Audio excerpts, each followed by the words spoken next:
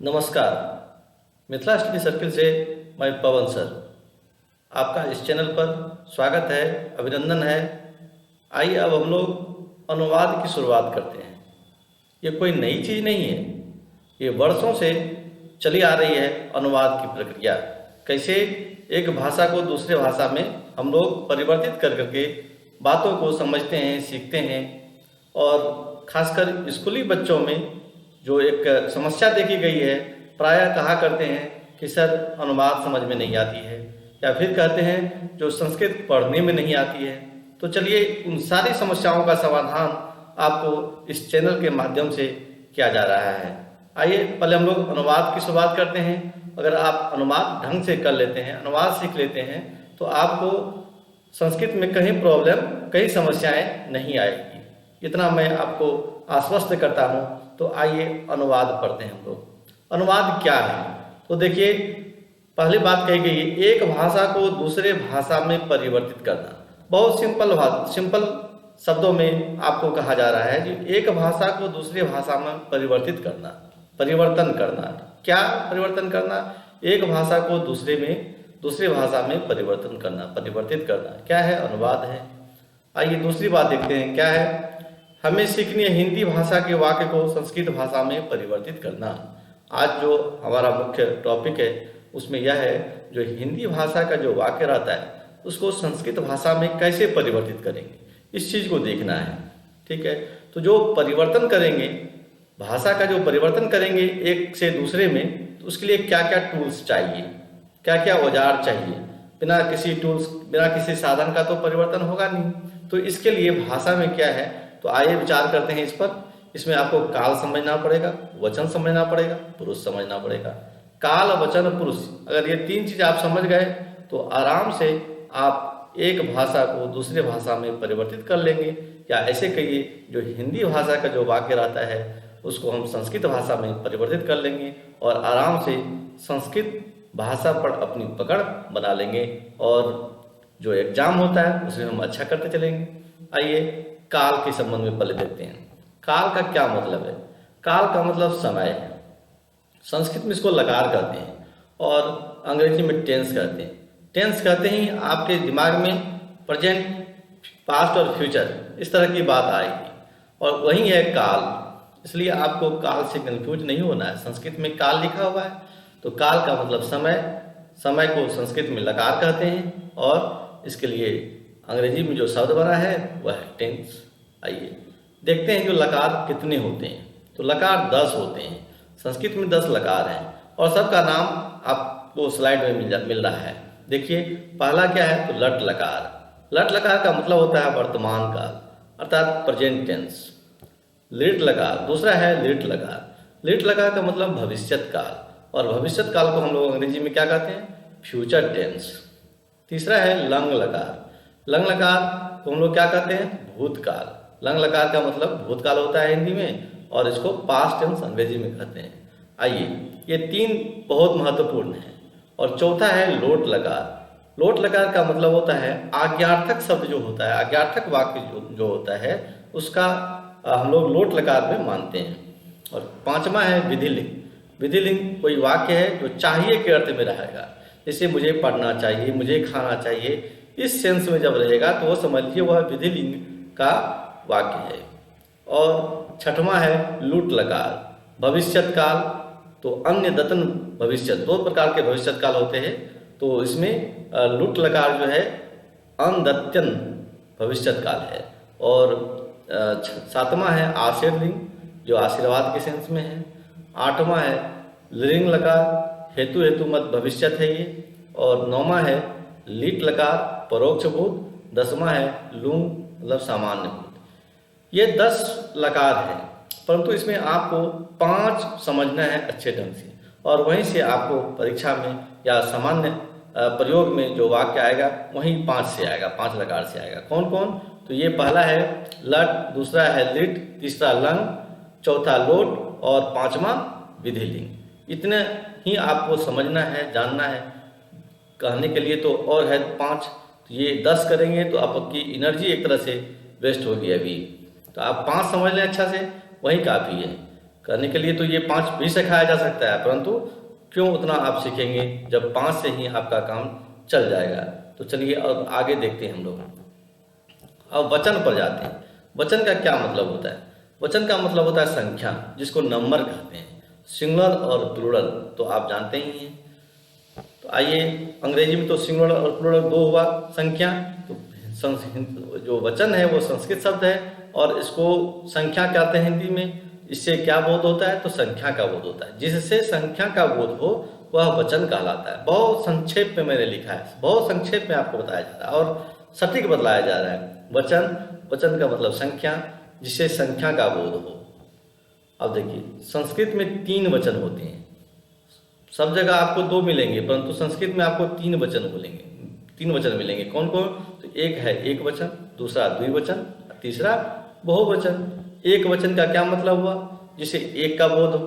द्विवचन का मतलब 2 का बोध हो और बहुवचन का मतलब 3 और 3 से अधिक, वह बहुवचन है। प्लूरल ऐसे जो हिंदी है या फिर अंग्रेजी है, उसमें 2 या 2 से जो अधिक होता है वहीं बहुवचन का प्रयोग होने लगता है। परंतु चूंकि संस्कृत की एक अलग विशेषता है, जो वहाँ एक अलग वचन है द्विवचन, 2 का बोध कराने के लिए, इसलिए 3 या 3 से जब अधिक होगा तो वहाँ बहुवचन का प्रयोग हम लोग करेंगे। आइए अब हम लोग देखते हैं पुरुष। पुरुष के संबंध में जानते हैं। पुरुष का मतलब कर्ता। पुरुष कर्ता के सेंस में जब आता है तो पुरुष देखिए कितने पुरुष होते हैं। पुरुष देखिए 3 पुरुष होते हैं। प्रथम पुरुष, मध्यम पुरुष और उत्तम पुरुष। प्रथम पुरुष को ही अन्य पुरुष भी कहते हैं। मतलब प्रथम पुरुष और अन्य पुरुष दोनों एक ही चीज है। और यह कौन कौन है? तो वह, वे दोनों, वे लोग। इसे यह हुआ एक वचन में, तो वे दोनों तो द्विवचन में और वे लोग बहुवचन में। आइए मध्यम पुरुष देखते हैं। मध्यम पुरुष में देखिए, इसमें एक वचन में तुम, द्विवचन में तुम दोनों और बहुवचन में तुम लोग। उत्तम पुरुष देखिए, उत्तम पुरुष का क्या मतलब है? कौन कौन सा शब्द है जो उत्तम पुरुष के तहत आता है? तो मैं एक वचन में, हम दोनों द्विवचन में, हम लोग बहुवचन में। ये है पुरुष। एक वचन, द्विवचन, बहुवचन, तीनों में अलग अलग होता है। और इसके अलावा जितने भी नाम हैं वो सब प्रथम पुरुष में जाएगा। ठीक है, ऐसे भी समझिए आप थोड़ा सा। उत्तम पुरुष जो वक्ता होता है, बोलने वाला होता है, वह उत्तम पुरुष होता है। क्योंकि कहीं भी जाइएगा जो बोलने वाला है वही श्रेष्ठ होता है, इसलिए अपने लिए वो उत्तम पुरुष शब्द रखे हैं। तो उत्तम पुरुष वक्ता होता है। इसमें 3 है, मैं, हम दोनों, हम लोग। और मध्यम पुरुष जो होता है वह श्रोता होता है, सुनने वाले को श्रोता कहते हैं। इसमें तुम दोनों और तुम लोग। और जिसके विषय में कुछ कहा जाता है वे सब प्रथम पुरुष या अन्य पुरुष में आता है। वह, वे दोनों, वे लोग। आइए हम आगे देखते हैं पुरुष। अब इसको संस्कृत में कैसे, जो पिछले स्लाइड में हमने पढ़ा उसको संस्कृत में कैसे करेंगे।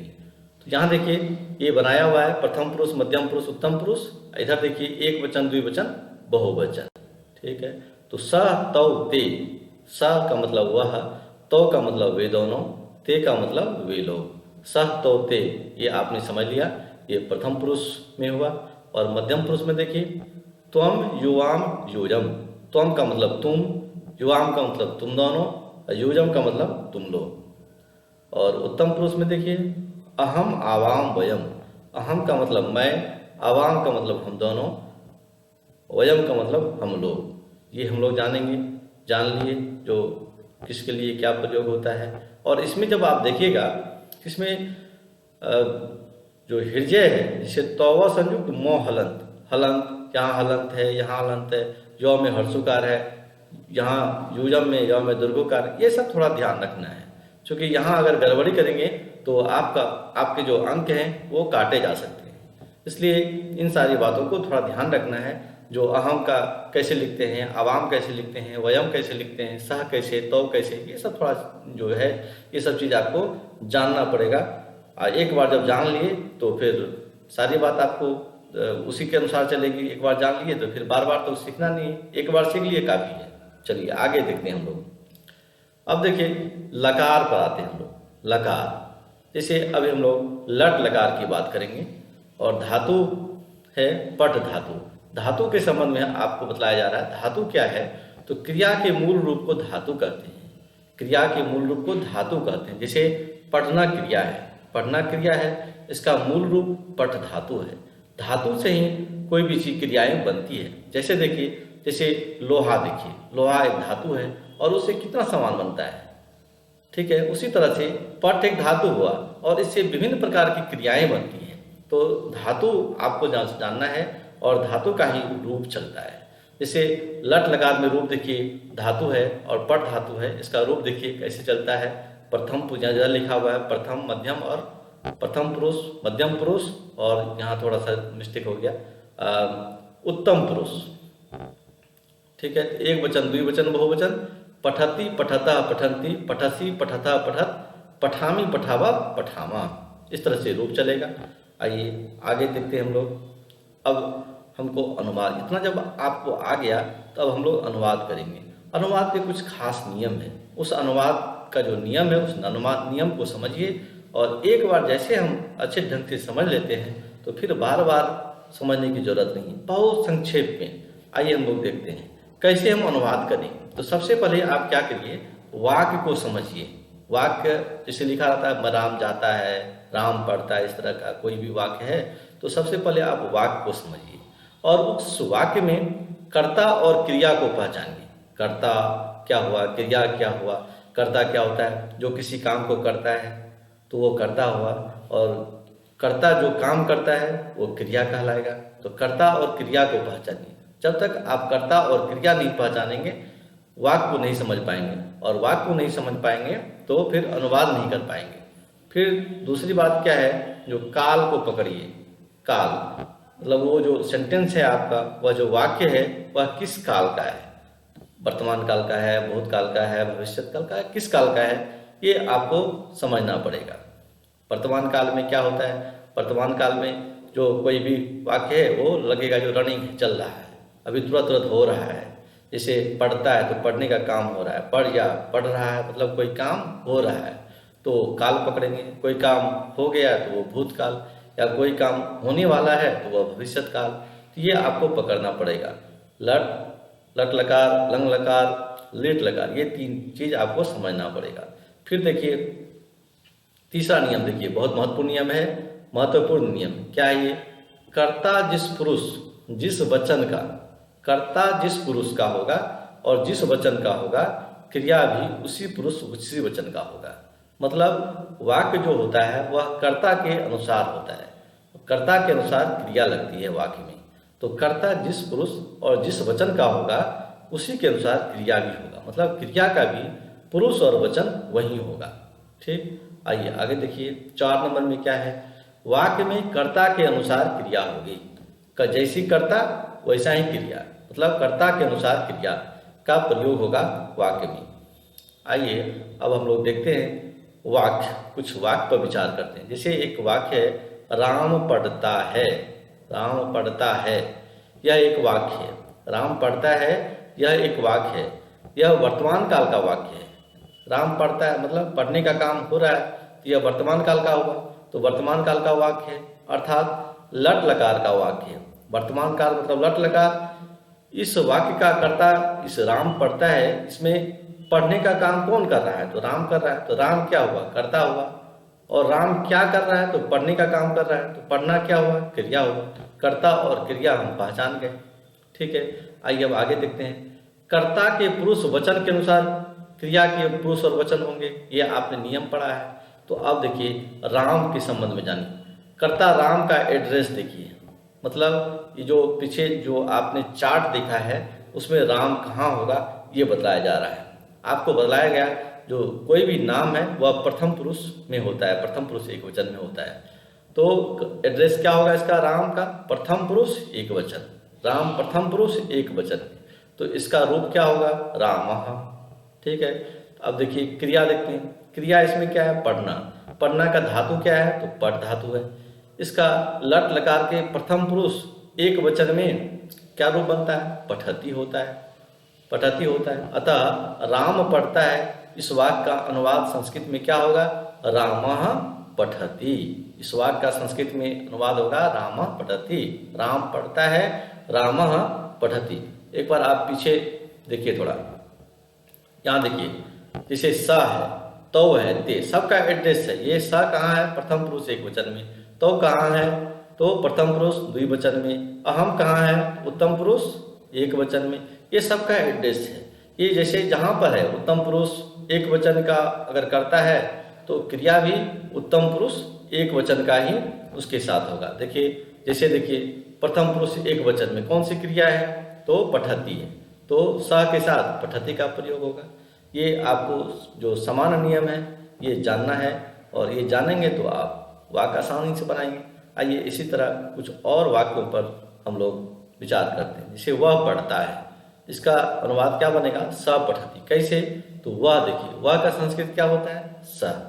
आप पहले देखिए, वह पढ़ता है, इस वाक्य में कर्ता कौन है? तो वह। क्रिया कौन है? तो पढ़ना, पढ़ता है, ये क्रिया है। और किस काल का है? तो लट लकार का है, ठीक है, वर्तमान काल का है। तो वह का संस्कृत स। स कहाँ है? प्रथम पुरुष एक वचन में। तो क्या होता है? स। पढ़ता है, क्या होगा? क्रिया में पढ़ धातु का लट लकार प्रथम पुरुष एक वचन में रूप होता है पठती। तो स के साथ क्या होगा? पठती। वे दोनों पढ़ते हैं, दूसरा वाक्य देखिए, वे दोनों पढ़ते हैं, उसी तरह का है, वे दोनों पढ़ते हैं। वे दोनों का तो, ये कहाँ होगा? प्रथम पुरुष द्विवचन का है तो उसके साथ जो क्रिया लगेगी वह पठता, तो पठता। इसी तरह से वे लोग पढ़ते हैं, ते पठन्ति, तुम पढ़ते हो, त्वम पठसि। त्वम कहाँ है? तुम पढ़ते हो, त्वम मध्यम पुरुष एक वचन, मध्यम पुरुष एक वचन, त्वम तो मध्यम पुरुष एक वचन लट लकार पठ धातु का जो रूप होता है वह होता है पठसी। तो त्वम पठसी। इसी तरह से तुम दोनों पढ़ते हो, युवाम पठता, तुम लोग पढ़ते हो, योजम पठत। मैं पढ़ता हूँ, मैं का संस्कृत अहम। ये कहाँ है? उत्तम पुरुष एक वचन में, उत्तम पुरुष एक वचन में। तो क्रिया जो लगेगा उत्तम पुरुष एक वचन में वह क्या होता है? पठामी, पठामी। तो अहम पठामी, मैं पढ़ता हूँ, अहम पठामी। फिर हम दोनों पढ़ते हैं, क्या बनेगा? आवाम पठावा, हम लोग पढ़ते हैं, वयम पठावा। ये था अनुवाद और उसके आधार पर कुछ वाक्य का प्रयोग। आइए आपको कुछ अभ्यास करवा देते हैं ताकि आपने जो सीखा है वो उसमें परफेक्शन आ जाए। आइए देखते हैं अभ्यास एक। और ये जो अभी हम अभ्यास लिया है ये रचना अनुवाद कौमुदी है। रचना अनुवाद कौमुदी ये डॉक्टर कपिल देव द्विवेदी की रचना है, वहाँ से लिया गया है। इसमें देखिए स का क्या मतलब, ये एक बार आप देख लीजिए और याद कर लीजिए। स का मतलब वो, वह, तो का मतलब वे दोनों, ते का मतलब वे सब, भगवान का मतलब आप, पुल्लिंग, पुल्लिंग में होता है भगवान। भवती का मतलब आप, स्त्रीलिंग, सर्वनाम शब्द है ये सब। भवान, भवती ये सर्वनाम है।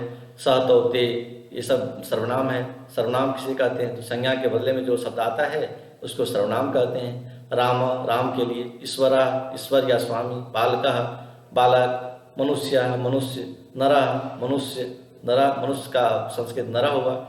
ग्राम, ग्रामः, गाँव का ग्रामः। राजा का नृपः। विद्यालयः का विद्यालय।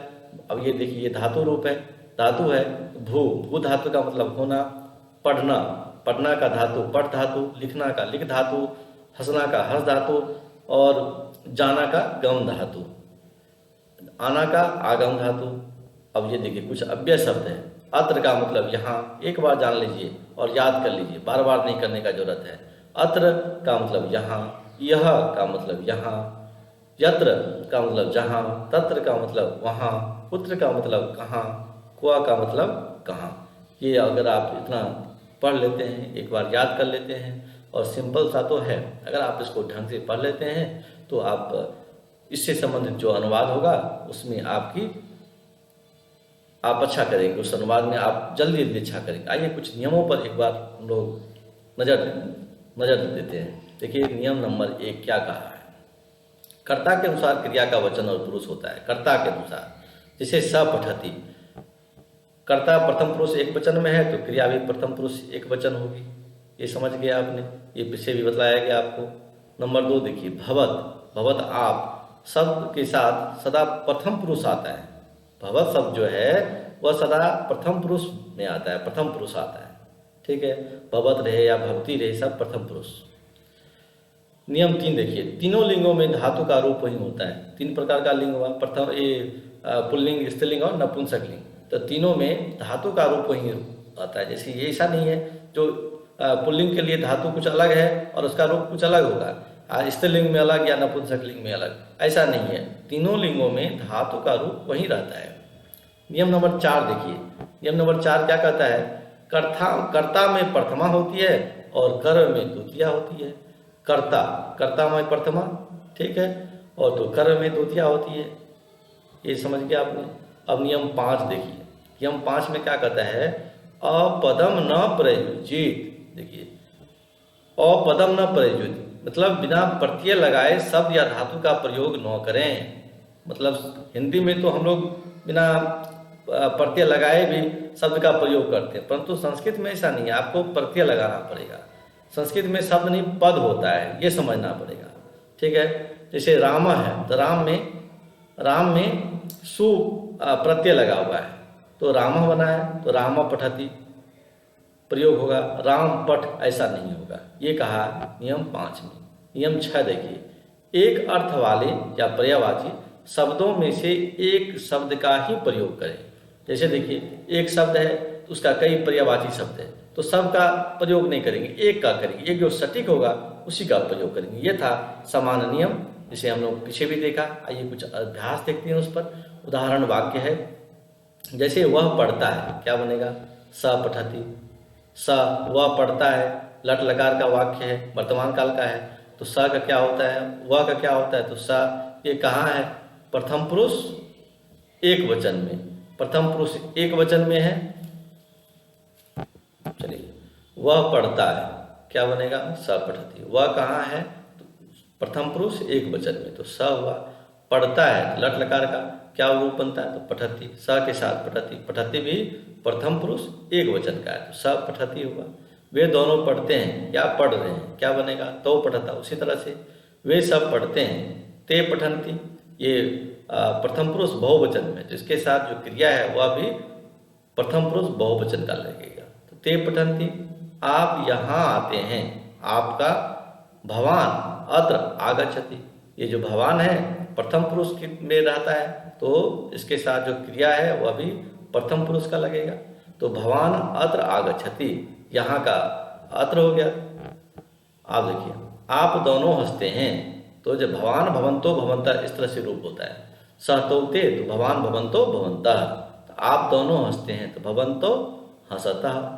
आप सब जाते हैं, भवंतः गच्छन्ति।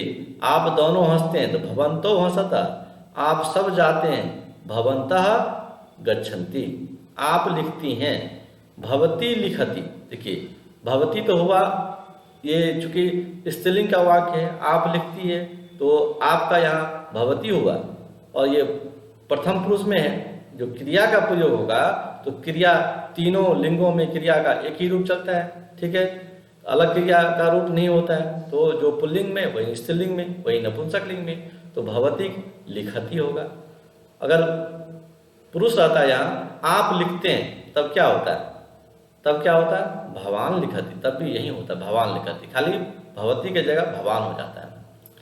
वहाँ क्या हो रहा है? वहाँ क्या हो रहा है? तो वहाँ का क्या होता है? वहाँ का तत्र किम भवति। वहाँ क्या हो रहा है? तत्र किम भवति। ठीक, ये था आपका अभ्यास। आइए आगे देखते हैं। संस्कृत बनाओ, ये आपको पर्याप्त अभ्यास कराया जा रहा है। आप पर्याप्त अभ्यास करिए, और इतना जब आप कर लेते हैं तो उम्मीद है जो आप अनुवाद में आपकी सिद्धहस्तता हो जाएगी। ठीक है, वह लिखता है, क्या बनेगा? स लिखति। क्यों, ये बताइए। वह लिखति का वह लिखता है, स लिखति क्यों बना? तो ये हम कहेंगे इसका जवाब, जो वह कहाँ है?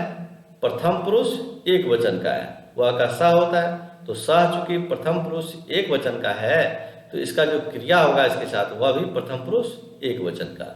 लिखना क्रिया है, और लिखना का धातु क्या है? तो लिख धातु है। लिखना का लिख धातु का लट लकार प्रथम पुरुष एक वचन में रूप क्या होगा? लिखति। जैसे पठति पठता पठंती रूप चलता है, उसी तरह से लिखति लिखतः लिखति रूप चलता है। आपको आगे शब्द रूप और धातु रूप का भी ज्ञान दिया जाएगा, बतलाया जाएगा, वहाँ आप देखेंगे। तब तक आप समझ लीजिए कि वह लिखता है कि क्या बनेगा, स लिखती। वह गांव को जाता है, वह जाता है, पहले क्या वह जाता है इसके समझ लीजिए। स गच्छति, इसमें तो कोई दिक्कत नहीं है। स गच्छति कहाँ जाता है, गांव जाता है। तो गांव क्या हो गया, कर्म हो गया, इस वाक्य में कर्म हो गया।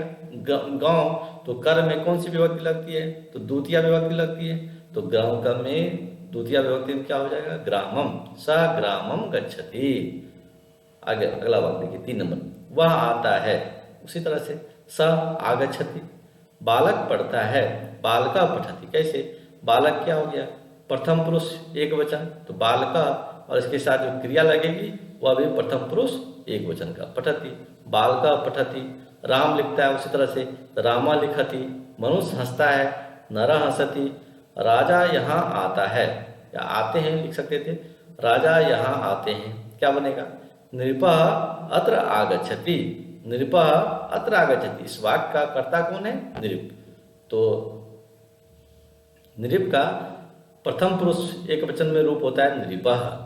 तो नृपः आगच्छति, क्रिया उसके साथ होगा आगच्छ, तो आगच्छति क्रिया आगच्छति, नृपः आगच्छति, कहाँ, यहाँ। तो अत्र राम विद्यालय जाता है। ठीक है, इतना तो आप बना लेंगे, राम जाता है, पहले इसका बनाइए, रामः गच्छति, इसमें तो समझने में कोई प्रॉब्लम नहीं। तो विद्यालय का क्या होगा, कहाँ जाता है, विद्यालय। तो विद्यालय क्या हुआ इस वाक्य में, कर्म हुआ। कर्म में कौन सी विभक्ति लगती है, तो द्वितीय लगती है। तो विद्यालय का द्वितीय विभक्ति में क्या रूप होगा, विद्यालयम। तो रामः विद्यालयम गच्छति। ठीक, आइए 9 नंबर में देखिए, आप वहाँ जाते हैं। आप वहाँ जाते हैं, आप जाते हैं, क्या बनेगा, भवान गच्छति। आपने पीछे भी समझाया इस चीज को, भवान गच्छति, कहाँ जाते हैं, तो वहाँ जाते हैं। वहाँ का क्या होता है, तत्र, भवान तत्र गच्छति। ठीक, आइए आगे देखिए, वह मनुष्य कहाँ जाता है, वह मनुष्य कहाँ जाता है। वह मनुष्य का क्या बनेगा, सह नरः कुत्र गच्छति। नरः कुत्र गच्छति, ठीक है, ये है मेन चीज, नरः कुत्र गच्छति। वह जो लगा दिया है वह मनुष्य, तो वहाँ हो गया स नरः कुत्र गच्छति। और यहाँ पर चूंकि प्रश्नवाचक है तो यहाँ प्रश्नवाचक चिन्ह लगाना पड़ेगा। अगर समान वाक्य रहता है तो यहाँ सिर्फ फुल स्टॉप देते।